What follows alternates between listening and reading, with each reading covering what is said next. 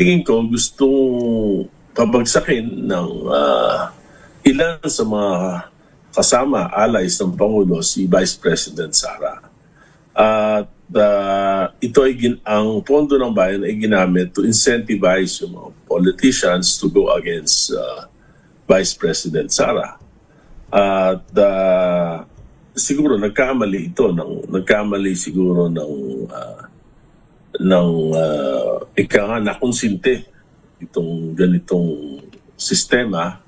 Nakita naman natin yung mga Quadcom at nabalitaan naman natin kung paano malalaki ang pondo na nakuha ng mga participants sa pagpapabagsak sa effort to pabagsakin si Vice President Sara.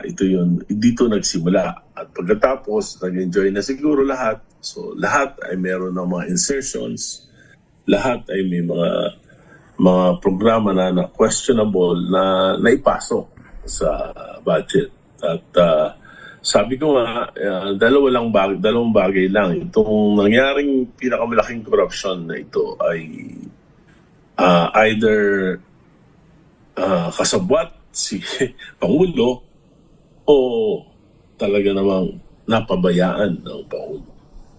Bago tayo mag-commercial break, Congressman, nakuha yung aking atensyon doon sa sinabi ninyo na ang malaking bahagi ng massive na katiwalian ay sapagkat in-incentivize yung pagpapabagsak kay BP Sara. Is this the first time na binagit ho ninyo o nabanggit niyo na ito sa ibang fora, sa ibang mga meeting? Kasi first time kong narinig ang ganitong angulo. Is this the minority opinion, Mr. Congressman? It is the opinion of the senior minority leader.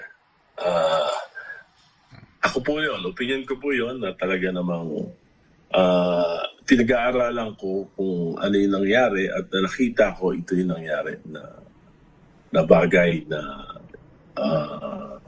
ginamit ito para pabagsakin si BP Sara at iangat si Speaker Martin Romualdez for the 2028 presidential elections. Pero nag-boomerang. Nakita naman natin. Isa pa, nagamit din ito yung pondo for 3 years for the 2025 national and local elections. Nakita naman natin kung paano ginamit yung mga AKAP, yung mga AIX, yung mga tubad para sa elections. Patronage politics ng mga congressman. Pinakamalalaking pondo. Ako, I've been in Congress for, this is my 5th term. So, hindi naman nagkakaganyan. Ganyang kalalaki yung pondo na nagamit. Kaya, ang masama, pati yung sistema sa electorate, laging umaasa na lang sa ayuda. Alright, okay. Alright. So, ito bang opinion ho ninyo bilang senior minority leader, deputy leader sa Kamara? Is this being shared or shared by other minority members o mag-isa lang ho kayo sa opinion na ito? Naulitin ko, ang opinion ho ninyo, kaya naging massive ang katiwalaan sa gobyerno dahil in-incentivize ang pagpapabagsak sa pangalawang Pangulo. Ito, may consensus ba ang minority bloc sa ganitong opinion? O ito'y sariling opinion lang po ninyo, Mr. Congressman? Sarili ko lang po sapagkat alam nyo, iba-iba ang meron po kaming Makabayan Bloc, iba Parlep, meron kaming Akbayan, iba-iba talaga yung advocacies ng mga members of the minority. Meron lang kami mga ilang pinagkakaisahan. Alright, babalikan natin si Congressman Hindi ko po sinasabi na walang pagkakasala si Vice President Sara.